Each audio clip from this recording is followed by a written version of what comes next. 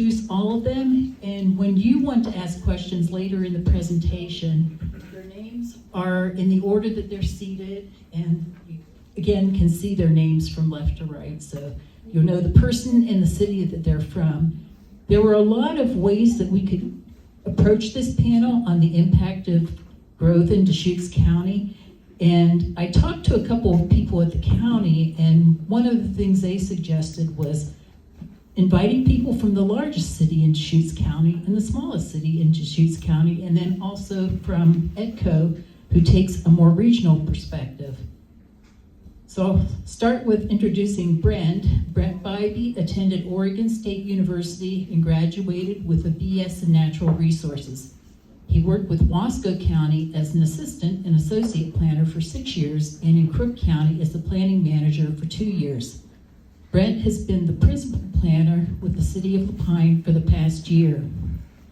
Next to Brent is Rachel Vickers. She completed a bachelor's in architecture and master's in urban planning at the University of Washington. During her studies, she did 2 internships with the city of Seattle, working in historic preservation and program management. She worked in real estate investment in Seattle for 2 years, then moved to Bend to work as a land use planner for Deschutes County for 2 years. Last September, she moved to La Pine to work in land use planning for the city of La Pine. John Stark is the Chief Executive Officer of Economic Development for Central Oregon, or EDCO. He's responsible for leading the organization and accomplishing its mission to create a diversified local economy and a strong base of middle-class jobs in Central Oregon. John's work includes numerous strategic initiatives to sustain and improve the business climate across Central Oregon, including, but not limited to, education and workforce development, statewide legislative concepts and legislation, infrastructure and air service development, and business resource development. Prior to taking the role as CEO, John was on EDCO's leadership team as the Senior Director of Redmond Economic Development Incorporated, or REDI, where his role included recruiting, retention, and expansion of traded sector businesses and assisting them with issues such as business finance, site selection and zoning, facilities development, manufacturing processes, product marketing, workforce training, attracting and retaining a labor force, and incentives for expansion and relocation in the city of Redmond. BreAnne Gale holds a BS in political science and a master's in city and metropolitan planning from the University of Utah.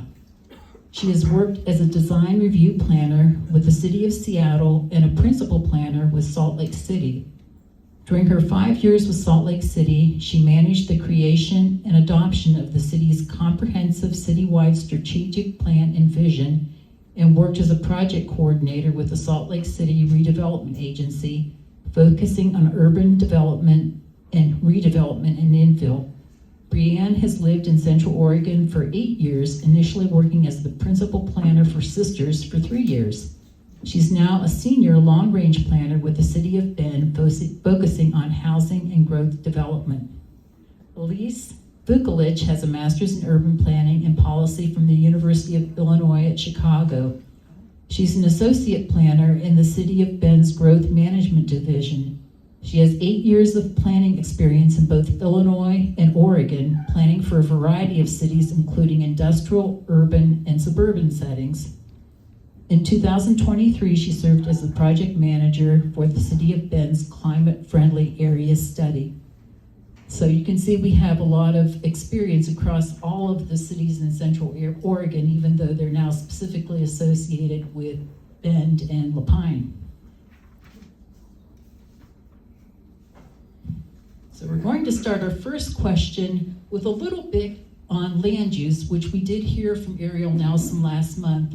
But for those of you who weren't here for that presentation, BreAnne will be giving us a little bit of a background in land use law. So this first question is for BreAnne. Can you briefly explain how Oregon land use works? Sure. Thank you, Karen. Thank you all for having us here. So I wanted to start with actually a question. How many of you are actually from Oregon? It's helpful. It's helpful context. Okay, and then how many of you, I know it sounds like you covered this at your last meeting, but how many of you are familiar with an urban growth boundary? Or UGB? Okay, it sounds like most of you, so I don't want to spend too much time on this. That's good context. So I think it's helpful, at least, I'll just keep it big picture then, because most people are familiar with a UGB or urban growth boundary. But it's helpful context if you're from somewhere else to understand how development happens there versus how development happens here. So Oregon is unique. We are very different. Oregon's different, and you hear that all the time. But in our land use, we are very different. In other cities or in other states, if a landowner outside of the city is interested in developing their land, they get together with the developer, they meet with the city, and they annex into the city, and that's how the city grows.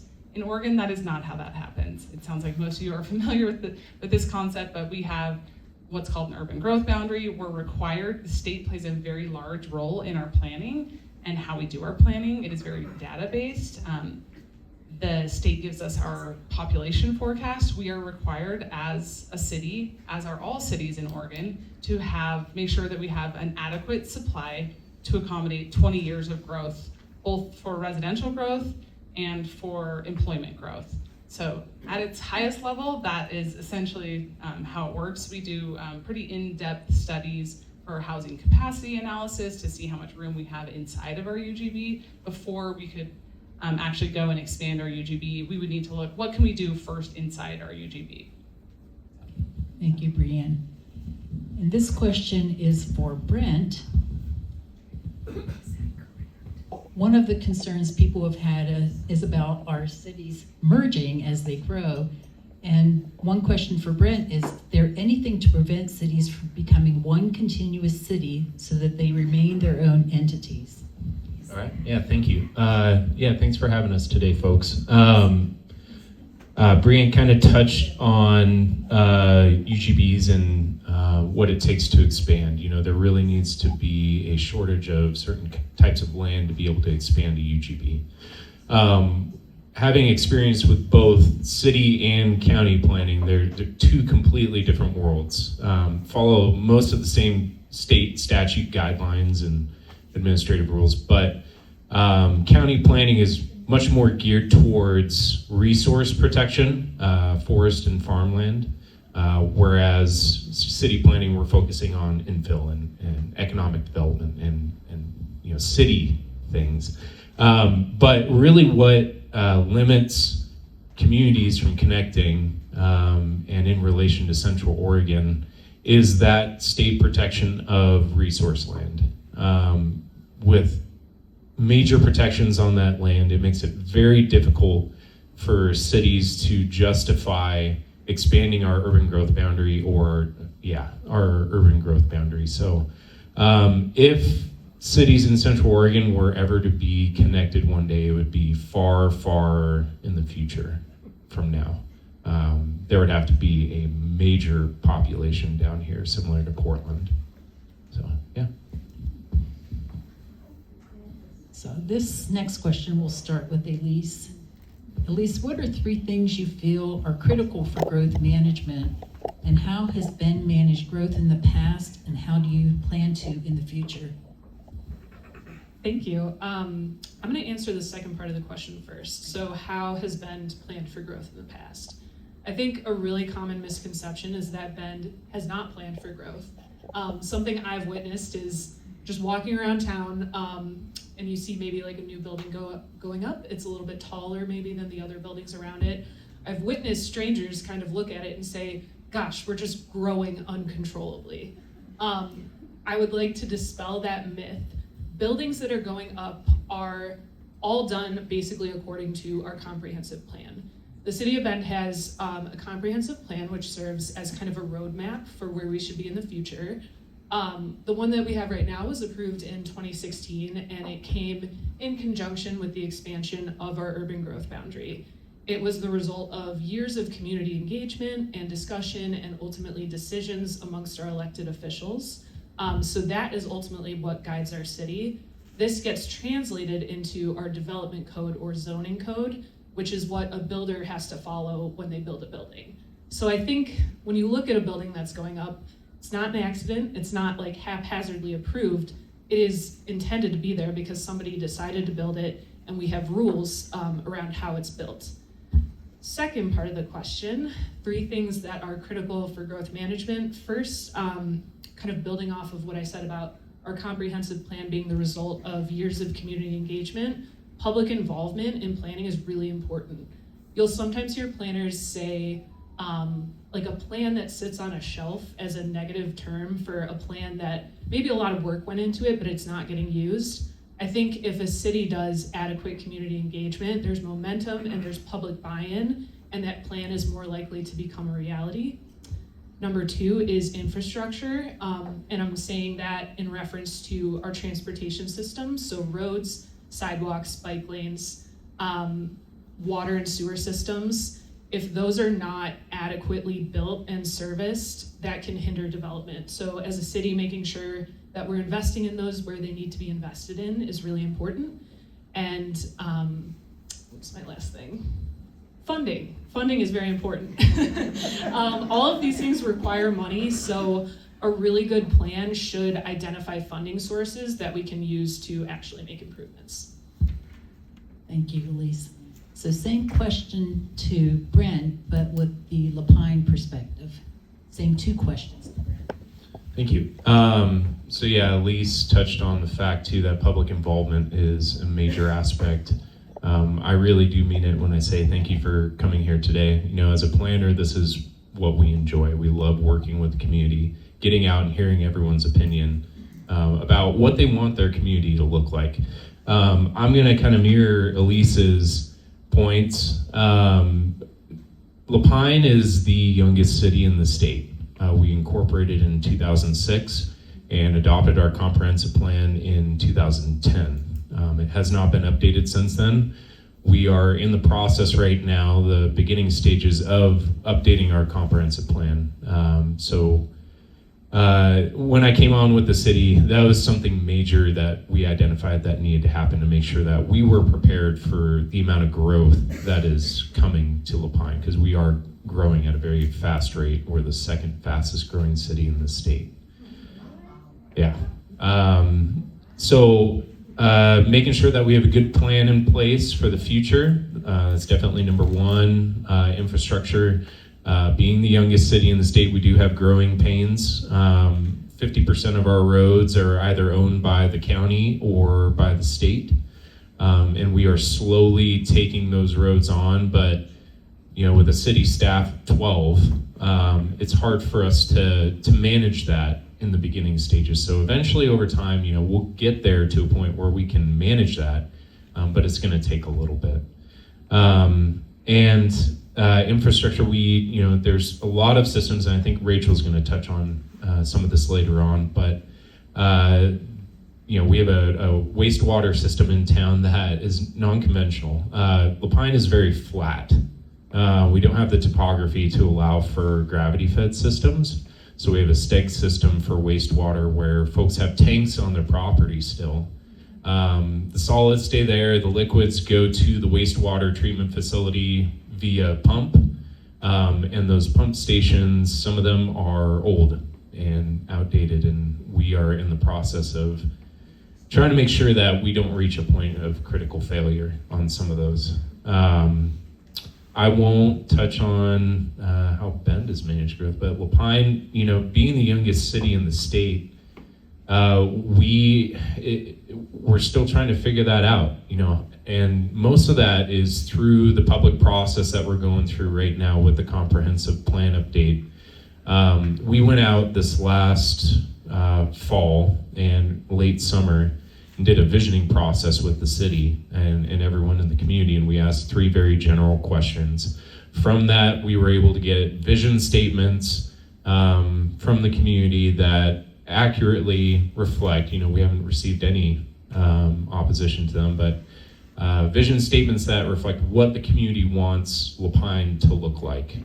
Top of the list is infrastructure, traffic, maintaining a small town feel, economic development,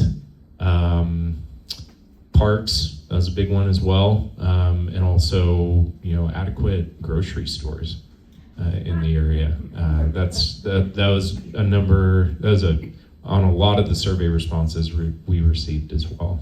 So yeah. Thank you, Brent. And John, how does EDCO think about growth? Thank you, Karen. John Stark, Economic Development for Central Oregon. Thanks for allowing me to be here today.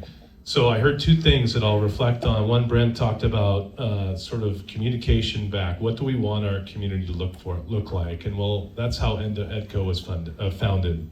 In the early 80s, we were shocked multiple times by a downturn in the national economy that affected wood products, and we were very much a wood products industry here, and it tanked our economy here locally.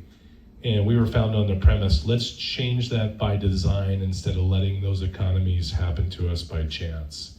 And so our work is unique in that we're focused on industry development, making sure that we have enough jobs to support our public, and the funding that Elyse talked about to property tax generation and creating industry and jobs here.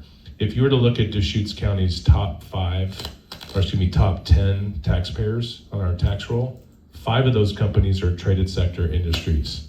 They employ people, those people buy houses, that's property taxes, those companies build buildings and they put equipment in it, that's property taxes. 2 of the top 10 are utilities serving those traded sector interests and those employees that are being employed by those companies. So 7 of the top 10 are affected. The money that we get to use for infrastructure, the money we get to use for parks and our safety here in Central Oregon. So we look at growth from the perspective of you've got to have a portion of traded sector industry growth to support jobs and capital investment that later turn into property taxes and services for the rest of the community. And that traded sector has to grow at a pace equal to the pace of growth in other developments such as housing and the commercial sector. It doesn't have to be the largest portion, but it does have to be a portion, because a community can't survive alone on wealth that is circulated in the community. You have to have companies that are exporting products, later importing wealth. Central Oregon's had a great tourism sector since the 80s as well. That brings new money in as well in a form of traded sector, but to have industry, that's an important component for us to have the funding to enjoy the lifestyle that we have. Thank you, John. Did I turn that off? Is it going? I thumbed the button. Okay, so the next question will start with Brent. What should we be doing to increase the stock of affordable housing so the people who work in local cities can afford to live there? That's a tricky one because Lapine, going through the comprehensive plan update, a lot of the data that we've been gathering, something that we came across was that, the median income in Lapine is approximately $50,000 a year. The median income for the state is 75, and the median income for Deschutes County overall, I think, is around 82. So it's some of the lower median income in the area. I think the challenge that Lapine faces right now is the amount of commercial development or commercial uses that are existing in the city. We have a challenge, getting some of those businesses to come to our community to open up shop, either because of a shortage of commercial land or just not the right fit. And there's some numbers that are a little bit alarming for our community. Approximately 1,100 people travel to Lapine for work each day. 850 people travel from Lapine to work each day. Only 94 people live and work in Lapine. Yeah.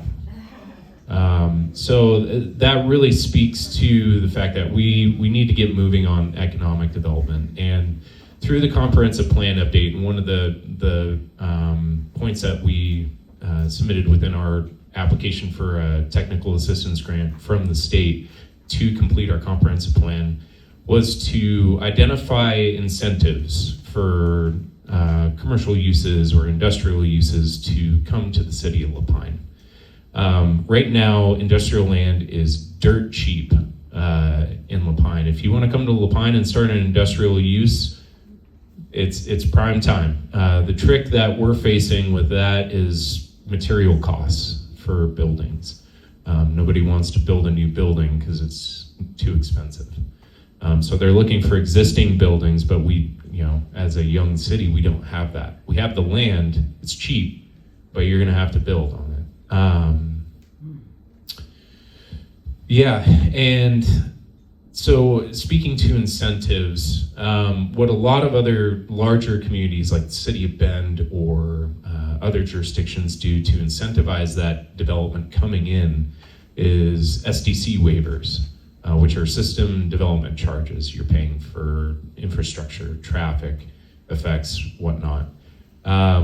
At a recent conference, state conference that I was at, I sat in on a presentation that was talking about economic development, and they brought up SDC waivers to incentivize bringing businesses in. And I asked, what are other options that we could utilize, and didn't get an answer. Right now, since Lapine is so young, we can't afford to give out SDC waivers. Our infrastructure is not in a place where we're able to support it on our own. So whenever new businesses do come in or start, we have to charge those fees to be able to support not only the people that live there, but the other businesses as well. So through the comprehensive plan update, we're really going to be taking a deep dive on what are other incentives that we can do and implement to bring businesses into the community. And I think that for us is the key to affordable housing, hopefully. And I don't know if there's a 100% correct answer for that, but that's the direction that we're going. Same question for Rachel, and I know you have the questions in front of you, so I won't repeat them. Yeah, thank you. Yeah, so I think Lapine has been lucky in some points. We've been seeing a lot of affordable housing projects come in lately. We have a habitat project going on right now. One came in 2019. We just approved, I think it's an over 50 unit affordable housing development, and we have a few more coming down the pipeline. As far as everyone knows that cost of development is tough, we're seeing even apartments, that aren't affordable, they're having trouble making it for profit, paying for all of the items that you need to build. So I think specifically we had one recently where they had someone, a consultant, come on and look and help them find federal and state dollars that were specific to programs that they could help come and get money to help support their projects. So that's another incentive that maybe isn't always coming from the city, but from state and federal level. So while the city can't provide this service, I think, bringing on a consultant to help finding those dollars that are at the state and federal level can be really helpful. Well, this doesn't necessarily help increase the stock. Sometimes it can be a roadblock, is typically there's a stigma with affordable housing, so no one wants to live next to it. So with all land use applications, it opens it up to the public process. And typically voices in opposition are, people voice their opposition more than they voice their support. And sometimes that's based on the application, but a lot of times it's based on misinformation. So I think just as citizens trying to make sure that you're making informed decisions, voices of support can be just as strong as voices of opposition. So yeah. Thank you.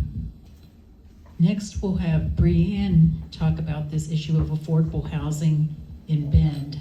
Sure. I would say this is Bend's probably number one problem is housing right now, is housing affordability. We, along with most of the entire nation, have a housing shortage for a multitude of different reasons that kind of came to a confluence and where we are today. So we know we have a major shortage of housing now. With a shortage, we need to increase supply. So I think what's important to understand is, what is the city's role in increasing supply? The city does not build housing. I think that's oftentimes people say, how's the city building housing? We are not building housing. We help to administer funds to build affordable housing through nonprofits, but we are not developers ourselves. So I think understanding what the city's role really is in housing, and I'm talking about all types of housing. So the city's role primarily is to remove obstacles to producing more housing. So we have done, I would say since 2016, we have done, I almost wanted to show the slide, pages and pages and bulleted list of things we've done to try and remove barriers to producing more housing. Some of the probably more notable ones, we've created new types of housing, we've increased our densities, we are allowing for new types of middle housing, so more traditionally you just saw single family, detached, and apartments, and then occasionally townhomes. We've really focused since 2016 on middle housing, so creating cottage developments, duplexes, triplexes, quadplexes. What are those kind of middle types of housing that maybe fits more, is more compatible in traditional residential neighborhoods? So we've done a lot to establish those new types of units to allow those to be built, focus on accessory dwelling units. We do SDC waivers or reimbursement for affordable housing. Yes, the city has done a lot and will continue to do that.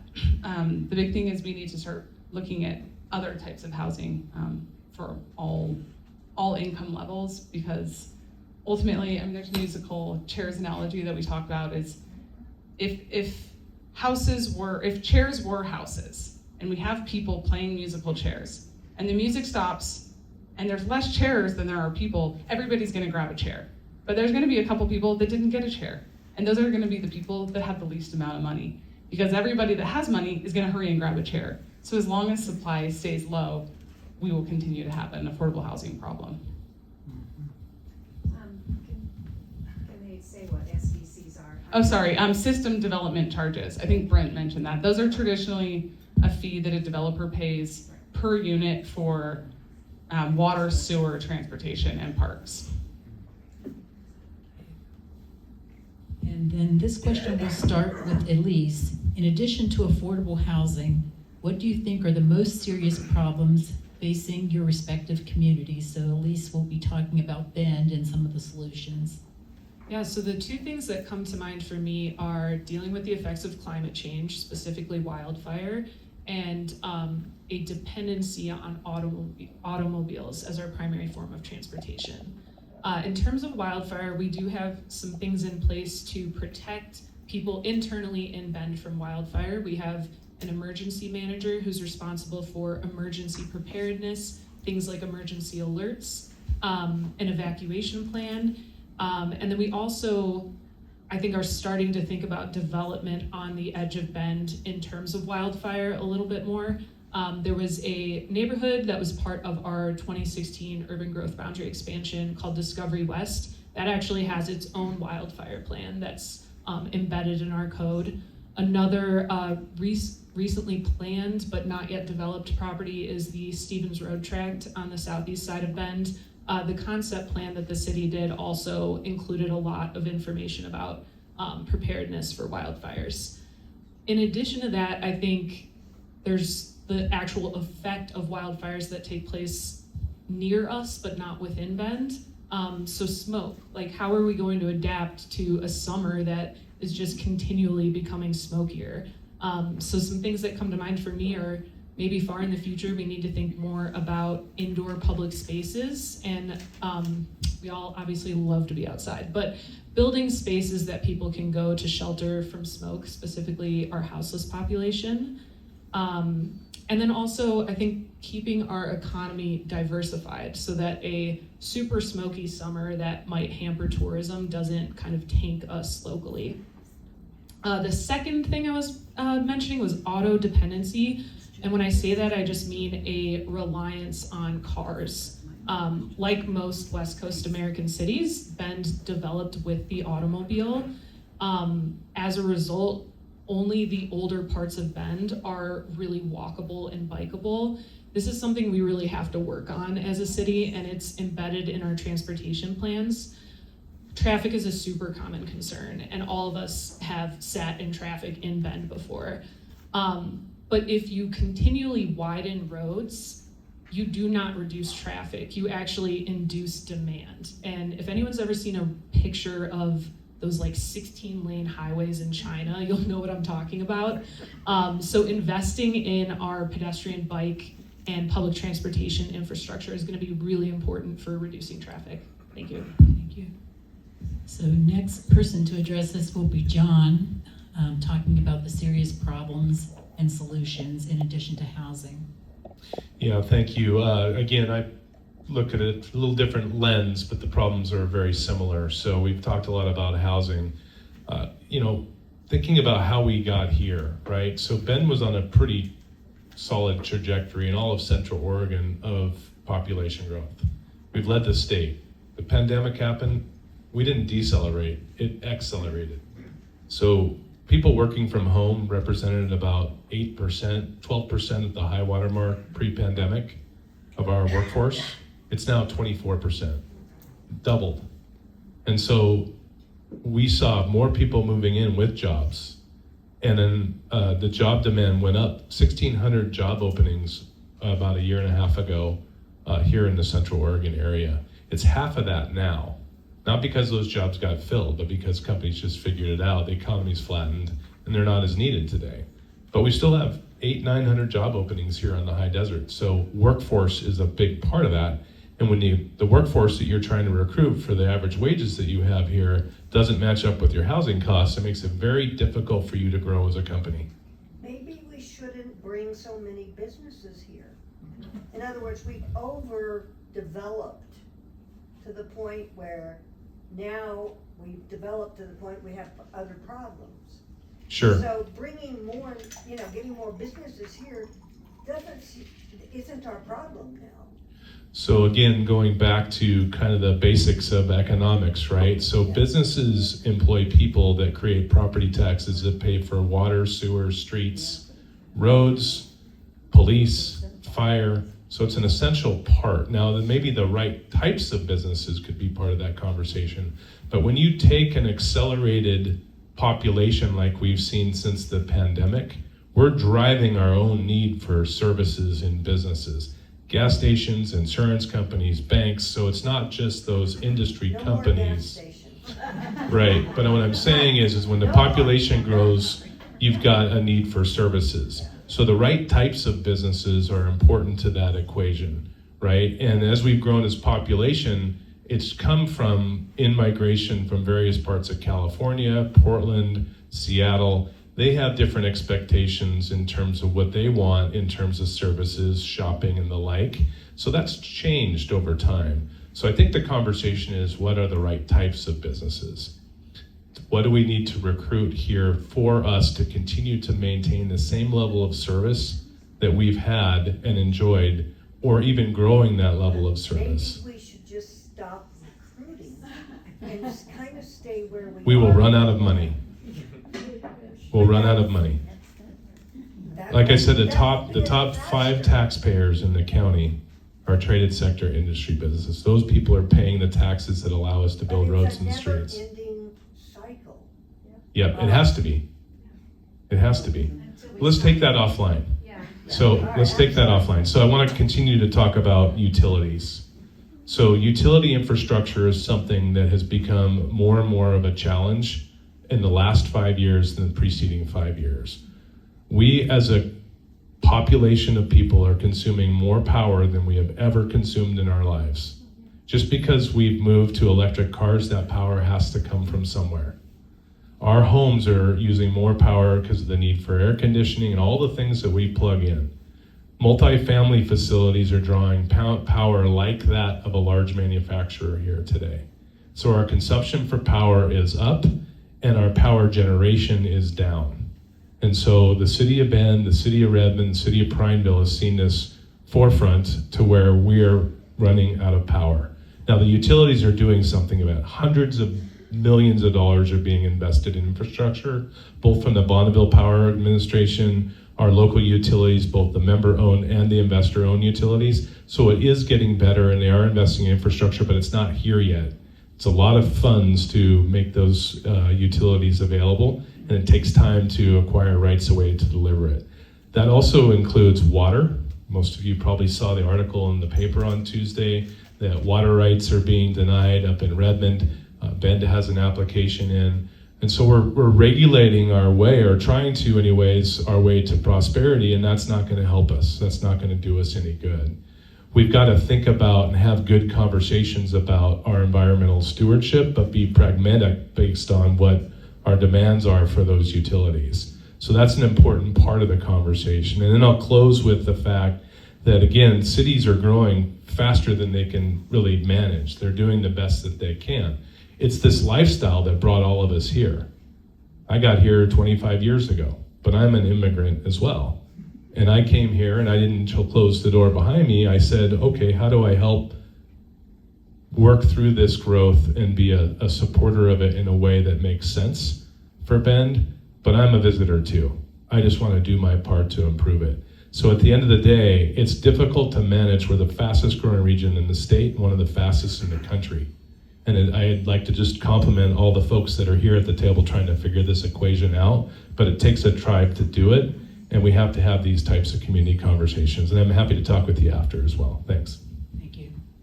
So the same question for Brent and Rachel, the other major problems facing a small community like Lapine, and what some of the solutions are.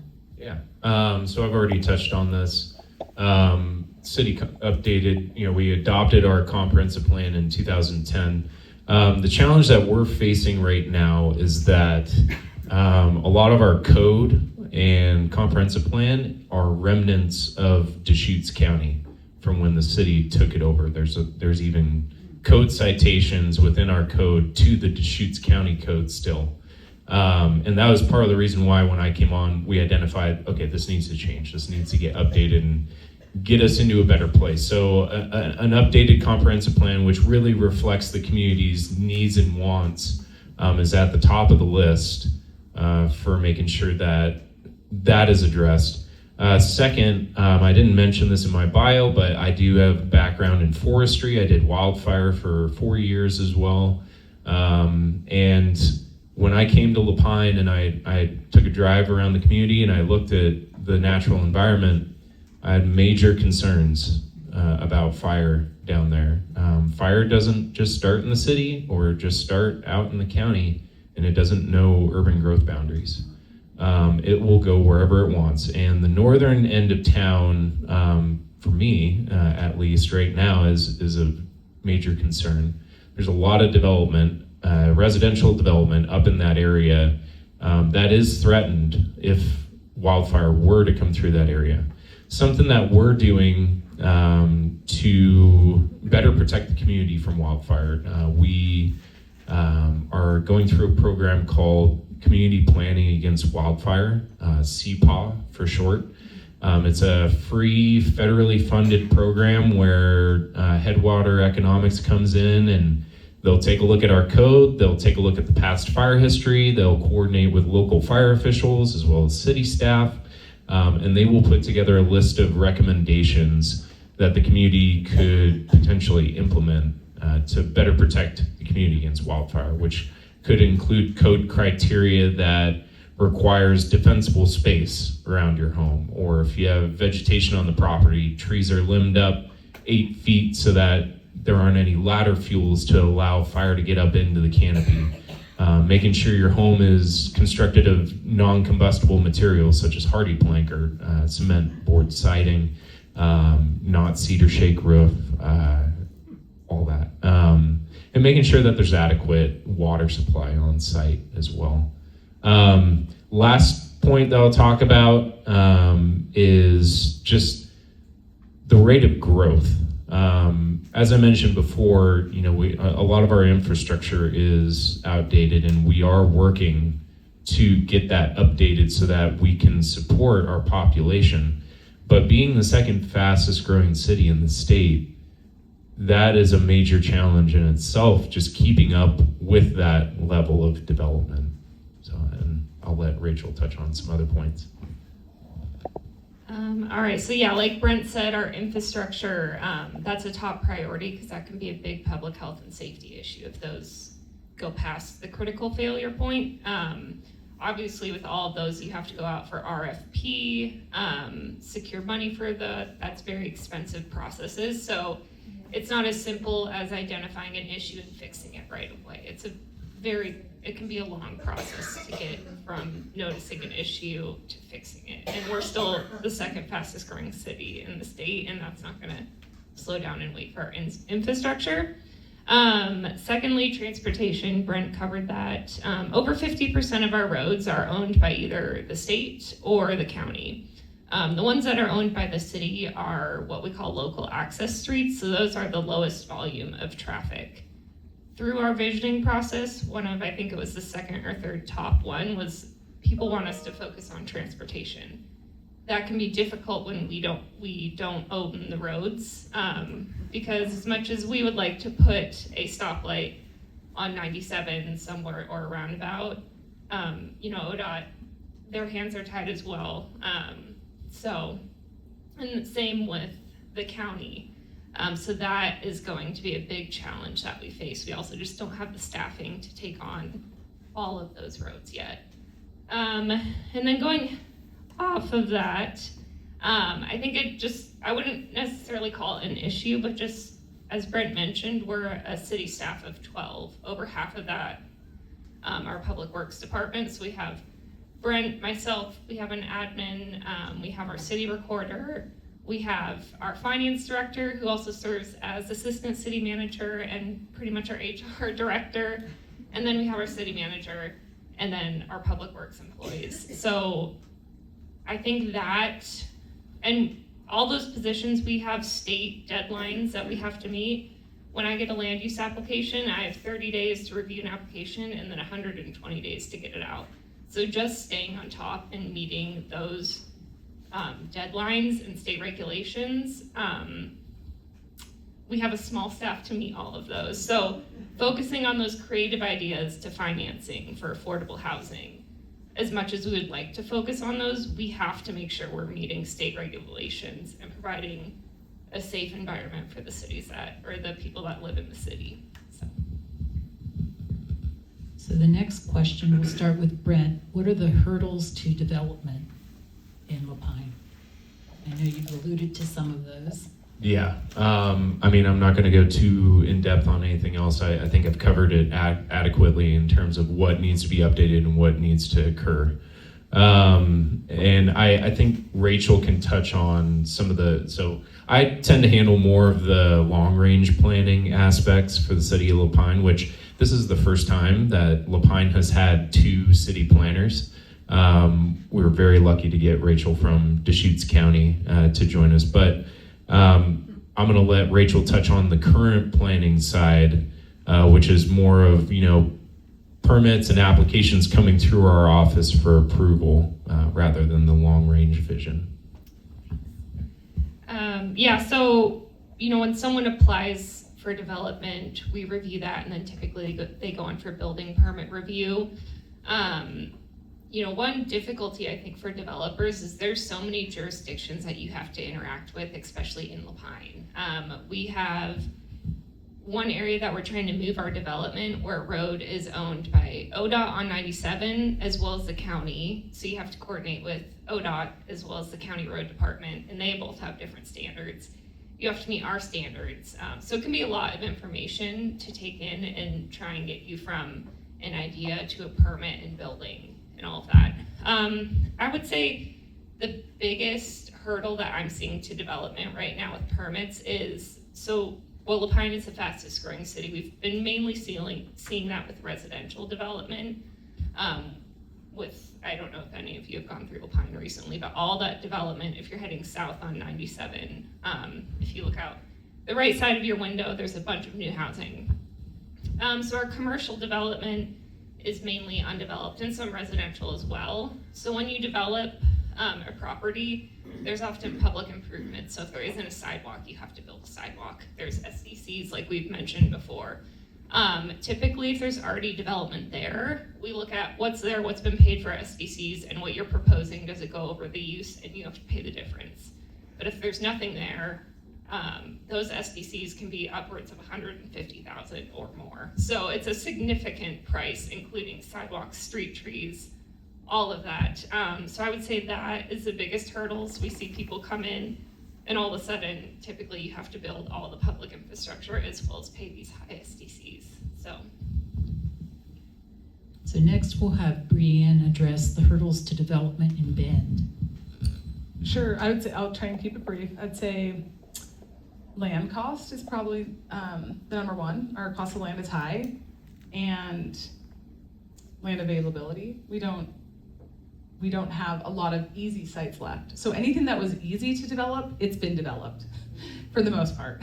If it's still left, it's probably very expensive, or there's some attribute about the site that would make it very expensive, like some sort of public improvement or some natural feature. And then I would say, as far as other hurdles to development, is market feasibility. So oftentimes we go through a community visioning process, and we as planners think, what does the public want here? And the public says, oh, we really want this. We want a grocery store, for example. Or we think this would be a great place for a little, northwest crossing downtown Main Street. And that's great to want it. And the city can zone it, and we can do a plan for it, and it can be great. But at the end of the day, if it doesn't pencil for a developer to build it, they won't build it. It won't get built. So I think that's important to think about what's actually market feasible. And we have started doing market feasibility analysis on when we are doing rezones and looking at new uses to say, will this actually happen even if we do the due diligence? So that would be probably, I would tend to think that'd be similar to what you would think. John will be addressing this as well. Yeah, so you hit it right on the head there. So development's already stopping, right? So partly because the cost to deliver a building today is substantially higher. An industrial building, a shell, 23,000 square feet, and 10% office in all the ADA buildings, not including SDCs, because it's different every community, right, is $200 a square foot to build it. In 2013, that number was $55 to $65 a square foot. It's 4 times the expense today. And that's because of the rising rates for interest rates, right? So capital is more expensive today. Labor to build that building is more expensive today. Materials are more expensive. The permit costs, the SDCs, those have all gone up because their costs are more expensive. So development, both on the multifamily side of things right now, has slowed. The vacancy rates are climbing in that space. The vacancy rates in industrial are climbing as well. The number of projects coming out of our pipeline is slowed. So it's all tied to the cost of development today. And if you can't charge to make a profit, you're not putting a building up. And there's a cap rate that most of our investors look at. I need to make this much money if I'm gonna do this. And so that's already affecting. And the Fed is not planning on, they're really analyzing today what the cost of goods are today, where those have come down to about 2%. The cost of services, because of surging labor costs, is still way up. It's still closer to that 5 or 6%. And their inflation target is 2%. That, and we still have a fairly robust economy from a jobs perspective, a number of jobs that we're creating and a number of the jobs that are open today. So the cost of development really is one of the biggest barriers to development today. And how do you change that? You can incentivize it to some degree, but beyond that, the economies of scale kind of have to change. I have a few more questions, and just so everybody knows, all of these questions that I'm asking have come from members. So I know I'm shortchanging you a little bit on your own questions, but they do have time to stay a little bit beyond 1 o'clock, so there will still be time for your questions. But we have a few more that I think are pretty relevant that they've prepared for. The natural environment is one of our region's most important assets. What do we need to do to protect it? So Brent, we'll start. So a lot of folks, especially, we learned this through the visioning process as well, but it's pretty apparent. Everyone in Lapine lives in Lapine for a reason. They love the natural environment down there. They love being out in the forest and being right in the foothills of the mountains.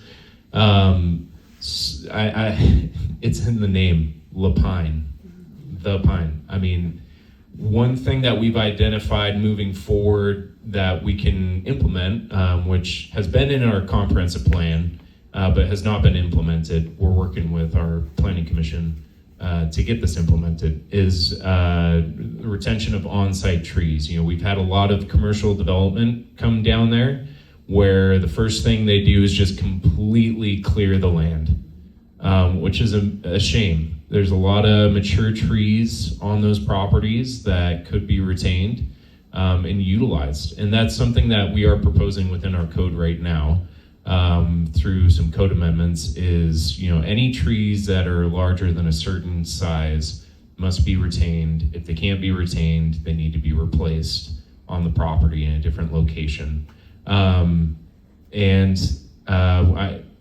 I mean, there's other implementing factors that we can take into account for the natural environment, whether that be wetland buffers. We do have a big area of wetland area going through kind of the southern part of town, right next to City Hall, actually. And with those state protections, that's another way that we've been ensuring that those natural areas stay natural. Yeah. Same question for BreAnne. I like to think of it as kind of on the macro to the micro level. So at a macro level, Oregon land use is based on the premise of protecting the thing that we all love about Oregon. Is that's why we have urban growth boundaries, to try and protect our forest land and our farmland and our open space. So on a macro level, that's happening kind of at a state level through state mandates. And then kind of internal, on the inside of the city, we have, you know, we work closely with Parks, Bend Parks and Rec District. We are very fortunate that we have amazing parks and open space in Bend. We have the Deschutes River. The city, our role in that is primarily through zoning to make sure that we're protecting the Deschutes River corridor from development. And then kind of on a micro scale, site by site specific scale, we have open space requirements for all developments. We have setbacks, and we are in the process in the very near future, in the next couple of months here, of adopting a new tree code that's similar to what Brent was saying about Lapine, is really focused on preserving the largest trees through, and if they can't be preserved, creating a mitigation strategy and funding to plant additional trees. So. Same question for John about protecting the environment in the region. Yeah, so my comments may not be favorable for everybody, but I'll say that our state land use goals probably need a new conversation, or one that really protects what's most important to Central Oregon as opposed to the whole state, because it's not the same. Our farmland's not the same as the Willamette Valley. And so we have productive farms. We can produce like 40% of the carrot seed in the world out of Madras. So that's important farmland. It works. And we produce lots of other products throughout Central Oregon on our farmland. But we also have a lot of marginalized farmland that doesn't produce. And we have a lot of open space that's really important to all of us. It's what drew us here. It's beautiful to look out the window here. What a great place to have this. So looking at the state land use goals, we've been using farmland as really a proxy for protecting the natural resources of Central Oregon. It's worth another conversation, in my opinion, because I think that there's opportunity for some of those marginalized farmland to be used for UGB growth expansion, and to create some more open ways that communities can expand their UGB in a different way, but still sensibly. Protecting that open space, protecting that natural environment. Now, trying to get that conversation to happen is like an act of God, an act of Congress, right? But LCDC is coming here in late June for a roundtable, and there will be an opportunity for us to talk about this. And again, I'm talking about the careful and mindful conversation around land use specific to marginalized land use, that the one size fits all, what works in the valley doesn't always work here, because our marginalized farmland could be used. And I'm not talking about pockets either. I'm not talking about going out to an area that is a long ways from infrastructure, because that costs money. I'm talking about lands that are near the UGBs already, that could open up some opportunity to solve some of our larger problems here and still protecting that open space. So is there a possibility that we can exchange some of that farmland by adding additional open space in BLM land and so forth? So again, it's important to kind of open that up with the thought also that we also want to protect the very things that brought us all here. So the climate is changing and it's causing big issues for our county. John just showed us the newspaper about the groundwater permits for water, snowpack, wildfires. How can we mitigate the impact of climate change in Deschutes County? Brent will start. I've already touched on wildfire. I'm not going to go into that any further, but I will touch on water. As most of you are aware, South County has a major groundwater issue in terms of nitrate levels from septic systems. Lapine is not immune to that. The northern area of town, there were actually restrictions before the city became a city. There were restrictions in place in terms of how much development could occur in those areas, whether a property could be split up, and deed restrictions controlling that, saying, until city water or sewer is extended to this property, it cannot be split up any further. Something that we're doing to mitigate that, and we've been diligently constructing it the last year, is sewer and water expansion up to the north end of town, the Gale area specifically. And providing city water and sewer is alleviating those groundwater concerns. It definitely doesn't answer the issue outside of the urban growth boundary out in the county. One day, we will start expanding once we have a lower stock of land in the city. One day we will start looking at expanding into those areas and including wastewater and water service. But that's kind of a ways down the road, and what will most likely need to occur in those areas is private sewer and water districts to address that issue. So, yeah. Next person is Elyse. So when it comes to climate planning, there's kind of two sides of the same coin. There's mitigation and there's adaptation. Mitigation is reducing our fossil fuel use. That's how we will mitigate climate change globally. So the City of Bend, in terms of what we do for that, we have a climate action plan, which has a goal of reducing our fossil fuel usage by 40% by 2030, and an even loftier goal of reducing our fossil fuel usage by 70% by 2050. We do have some programs that have already been completed in that plan. We completed a electric vehicle readiness plan. We converted our city fleet to electric and alternative fuels. We implemented a home energy score, and then we also collaborated with Cascade Natural Gas on a natural gas offset program. The other side of the coin, adaptation, really just means like adapting to what our new climate is going to look like. I also already talked about wildfire, so I'll talk about water. First thing to mention, regionally, most of the water in our basin is used by agricultural uses. Municipal water use is a very small minority of the water that gets used in Central Oregon. Bend's population has doubled in the last 20 years, but our water usage as a city is very similar to what it was 20 years ago. We need to continue conserving water.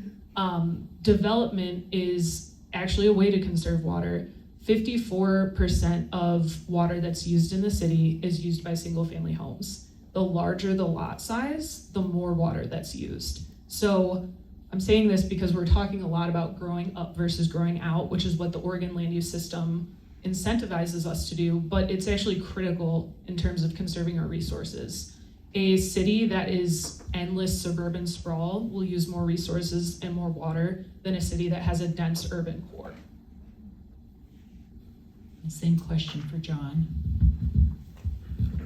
Yeah, I'll talk a little bit about water too, and I appreciate what you said about what the consumption rate is of our residents within our UGBs.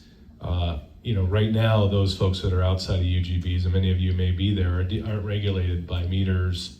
They can draw up to 15,000 gallons daily, and so we're not really even watching that. So some of the applications related to the discussion in the paper are kind of dealing with those regulated, and they're forgetting about a whole population of water users and the larger population of water users that don't have any effective metering and so forth. So there's an opportunity there. And then if you look outside, the further north you go into our, especially to the east, we've got a lot of juniper trees that draw a lot of our surface water right out from underneath the table that feeds us. And so there's an opportunity there to begin to take a look at what we can do on juniper tree mitigation as well.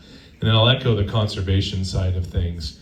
One of the things when I'm involved in water discussions and the need for water for growth, in my own neighborhood, when I run in the mornings and the water's happening, we're watering more streets than lawns. And it's frustrating to me, and the cities have done a lot of education on this, but I think education is key. We can do more, but it's all on us. Like, we can do more, even though we're a small proportion of the total water usage in Central Oregon, we can do more to think about how we're using water. I'm actually apt to take out my lawn to help do my part in that perspective. I wouldn't have to mow it, but again, the natural landscape looks better. It really does. And our Central Oregon landscape's really quite beautiful. So, the more I see that when I run up the street, I think more education is needed. This is one last question for John, then we'll open it up to questions. I know you all said you could stay a little bit later.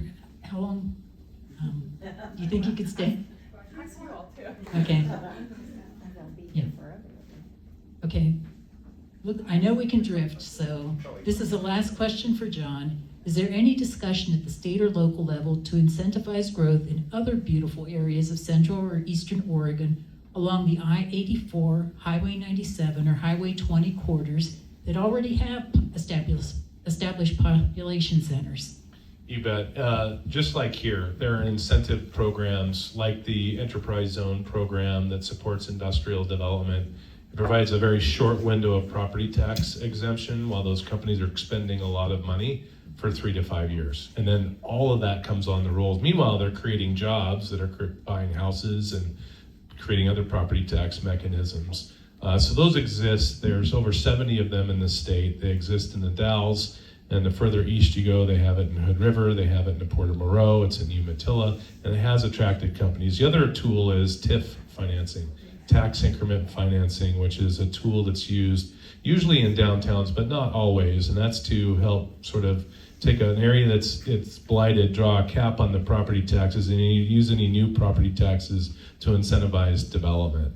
And there are urban renewal districts that use tax increment financing, obviously in the city of Bend, city of Redmond, most of our communities, but it's all up and down the I-5 corridor. It's in other parts of Oregon, in rural parts of Oregon as well. The problem is that the reason that's not happening is they don't have the labor force. Companies follow labor force. The only industry that doesn't follow labor force is the data center industry. Everybody else needs people to go to work. And so they don't have the labor force. So what comes first, the chicken or the egg, right? The company gets there and they need workers. Well, the workers need to be there for the company to get there. So, at the end of the day, labor force is really the key driver for that. And even with the best incentives, it doesn't make a bad location better if you don't have the labor force to support it. Bend has always had, and Central Oregon as a whole, a very trainable and accessible labor force. So you add that to the secret sauce in economic development, and you got this beautiful place, and you got a win-win. Okay. So can you all stay about 15 minutes for questions? Okay. So I will give the mic to whoever has the first question, and then if you could pass it on to the next person. BreAnne, is this on? Is this on? It is. BreAnne, you mentioned, I think it was housing, and you have to depend on private enterprise for that. Years ago, I was lucky enough to go to an event talking about public housing in Vienna, Austria. And it's a what I was presented, and I've not done any research on it, is that it's very successful. Has anything been talked about how we could go into public housing and get away from the negative illusions we have of public housing? I'll preface this by saying this is probably a better question for our housing director, who is more nuanced in the housing and urban development federal regulations. But from my understanding of it, that would require a pretty substantial federal shift and federal funding to make that possible. I mean, I don't know how familiar this group is with Oregon State with Measures 5 and 50, the tax law in Oregon. Essentially, cities are locked in at the tax rate that they were when those measures were passed in the 90s. And so the city is very limited in the amount of money that we can raise. We have a tax rate, and that's the tax rate we have. Redmond had their tax rate, that's the tax rate they have. So the city doesn't really have the financial mechanisms to do public housing per se. It would require some significant revenue for us to be able to do that, and I would say that that would likely have to come from the federal or state level for us to be able to do that. Or a bond or a vote from the people to say, we support this as a community and we'll pay for it. I missed the very first part, but I'd like to find out, BreAnne and Elyse, are you both from long-range planning or current planning? From long-range planning. So I have a second question. Who pays the staff of current planning? Does it not come from CDC, system development charges? It's paid for by development fees. So that explains why our It's not from a system development charge, those are separate. So you pay for a building permit or a land use application. So say a developer wants to build a subdivision, they would have to pay for a subdivision fee, which is a land use fee, that pays for the planner to review it, pays their hours for all the work they did. System development charges are separate. Those are specific, they are tied to the unit, they go directly, they have to be used directly for the thing that they are being paid for. So if you pay a separate one for water, that has to be paid for, that pays for water infrastructure. You pay one for roads, that has to be used to pay for roads. It doesn't pay for staff. So does that explain somehow why our city planning, current planning department has not had increased city planners hired? Our current planning department, I was actually in our current planning department 2 years ago, and we have, at least in the time I've been there, grown in terms of staff. Their office actually doesn't have enough seats for everybody, so. Okay, thanks. Yeah. Other questions? Sort of three-part, maybe this is all a John thing. We have an inadequate, particularly for the people coming in, inadequate medical system, both physical and mental. If you are low income, they will give you a list of psychiatrists that don't exist, so you can't get anybody. Childcare is another issue. We're a childcare desert, so requiring large employers like, I'm really gonna pick on St. Charles. St. Charles should have in-house childcare available, maybe at a reduced rate. There is no effort, as far as I can see, in the city to encourage or require larger, particularly corporations, to provide childcare. I know that Lapine is building a medical facility. That's great. But really it gets back to the cost of housing, because even doctors can't move here because they're paying off student debt. So I guess those are my two questions, and what you all are doing, if you can do anything. And also the groundskeepers for the city need to be electric rather than those gas-powered things. So I can't really speak to the operations of St. Charles other than the fact that I agree with exactly what you said. The cost of living here has created a challenge for St. Charles to maintain its staff. St. Charles has worked very hard at changing the culture, however, over the last 5 years, more particularly the last 2 years, to help it be more agreeable place to work, right? So they worked really hard on that. Our medical system across the country has got some real challenges today, period. St. Charles is also dealing with the cost of doing business here, trying to remain profitable, even as a nonprofit, right? So back to the child care issue, I want to stay focused on that. So the child care issue is not unique to Bend. Bend and the city of Redmond have created some incentives for child care facilities in different ways, creating better land use opportunities and creating more access for child care facilities. The challenge is the cost to deliver childcare because of the inflated labor cost, and frankly, the regulatory environment is the barrier to creating more seats in childcare. Larger employers are taking this under consideration. In fact, St. Charles went down a path about 10 years ago to create its own childcare system, and instead it partnered with some of the childcare facilities. And so our larger employers are doing a number of things, offering childcare credits and so forth to support childcare. Because why? Their employees can't come to work without it. And so they know childcare is a barrier. But have we created a program that creates opportunities for larger employers to invest? It's not here yet, but there is a group working on it, Childcare Resources with Neighbor Impact. And EDCO's been involved in helping bridge connections between those needs and what employers are offering today. The childcare within larger employers typically exists with employers over 1,000, and we don't have a lot of those. St. Charles is one of them, and St. Charles has, because of that demand for labor force, created some programs to enable that. I don't know what they are today because I've been away from that for about 5 years. But I will say that we're starting to approach an employment population of companies over 500 that we'll start seeing that more and more because of the shortage of workers. Thank you for the question about healthcare access in Deschutes County. That is actually one of the top issues that people were concerned about for a presentation next year. So stay tuned for First Thursday presentation next year. I would recommend getting the CEO of St. Charles and the CEO of Summit Health. Yeah, we're having... And I'm happy to help bridge that. They would love the opportunity to be in front of you, I promise. Okay. Marilyn? Hi, I'm Marilyn Kennitzer. I have about 5 questions, but I'm going to not give you all those.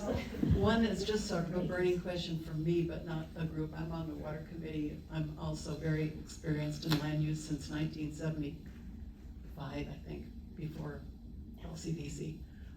My first question is, do you know the percentage of the cost of moving all the rocks from a particular location that is being redeveloped or being developed for the first time and pounding them for a month and graveling them down to nothing?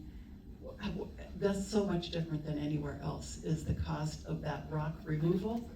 Do you have a percentage of how much? I think that really affects affordable housing costs. You bet it does. Not in Lapine. Lapine doesn't have a rock problem. In parts of Prineville and parts of Madras, I said. But Deschutes County, yes. So these numbers, I haven't asked this question for a while, but it was $7 a square foot. So the land, this is data from about 4 or 5 years ago, because I haven't asked this question. Under 4 or 5 years ago, it was $7 a square foot. That was the cost of the land at that time. Yeah. So you pay as much for the land as you do to get it ready to put footings in for buildings.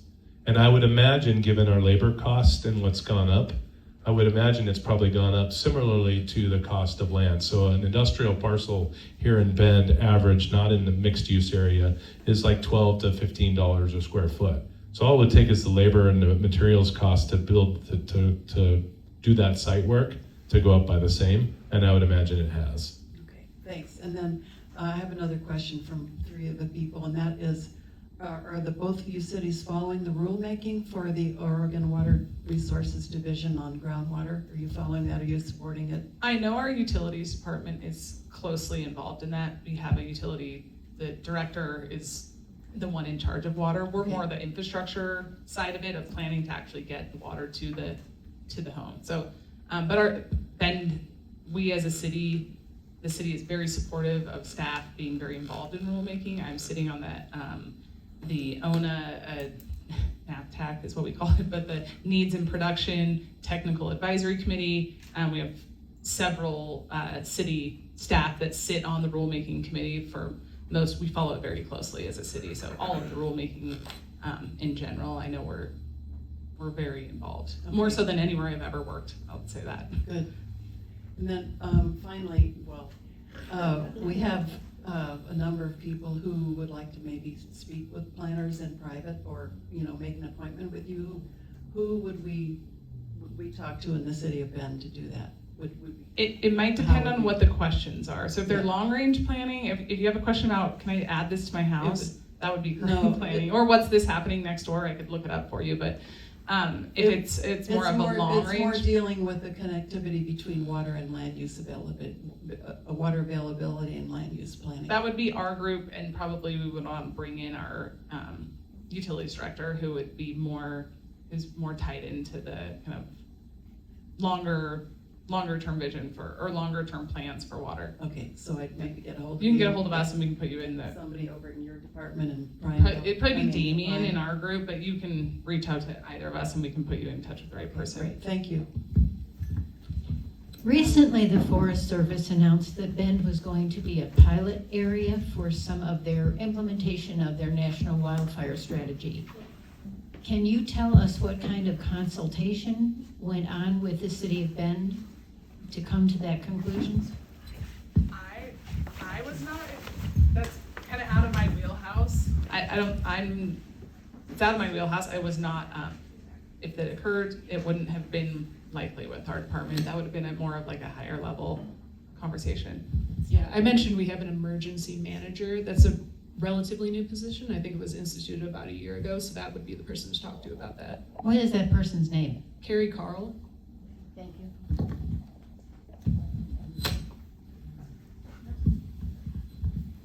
To touch on your question earlier, for the city of LaPine, you would chat with me and we'd probably rope in our public works director as well. Thanks. I think we have time for one more question, then we should let our panelists go. Betty? I have an easy question. With all the development in Bend, I guess this is for you too. My concern with the development is when big developers come in, they just do this complete scraping of the land. And you say that you're working on some kind of a tree preservation for the future. Why is it taking this long to do this when this is something that we love our community, and yet you come in and see something that Hayden or Polish is doing, and they have the big bulldozers and everything goes, and then they start their streets? That's just a question. I can't speak for the past decisions, I guess. I know that the city, it's become more of an issue. The city's aware of it. We're hearing more public sentiment about it, which is why the city undertook updating our tree code. It was a very lengthy process. We had, do you know how many people? We had an advisory committee made up of over a dozen people, at least. TRUAC, can't remember what it stands for, but that this was a high priority for the city, so that's why it changed. I don't know why historically that was the case. I don't know if that was maybe a public, it wasn't as much of a public priority in the past. I'm not sure. So our development code previously had something in there that said the tree standards can be waived for needed housing. Needed housing became all housing. And I'm sure Rachel left, but I think she would probably know more about the directive from the state to create clear and objectionable standards in our code. That is why the tree code got updated. And I don't have all the details on it, but I believe it changed the size of trees that need to be preserved. And something else that it created is if a developer cannot preserve the trees for what they want to do, they now have an option to pay into a fund that the city will have to basically green public spaces in the city. So there's more flexibility now than there was before, and ideally it will preserve more trees. Thank you, all of you for your time. Did Brent want to say something about that too? So similar to us, we are adopting tree standards for the city of Lapine. I think given the age of Lapine and, we were trying to get on our feet in the beginning, we were picking and choosing our battles. Granted, we had policy in our comprehensive plan to retain trees, but our code was a little bit lenient as well. One of the code sections for existing vegetation stated that existing vegetation and trees may be utilized. So it didn't have that shall statement in there, which we're looking at changing, which is in line with our comprehensive plan. But I imagine that implementing that early on, especially in Lapine, it was fairly political to get that moving through. So. Thank you, Brent, and I want to thank the entire panel. You've been incredibly generous with your time, both in the preparation for this presentation and with letting us go over it.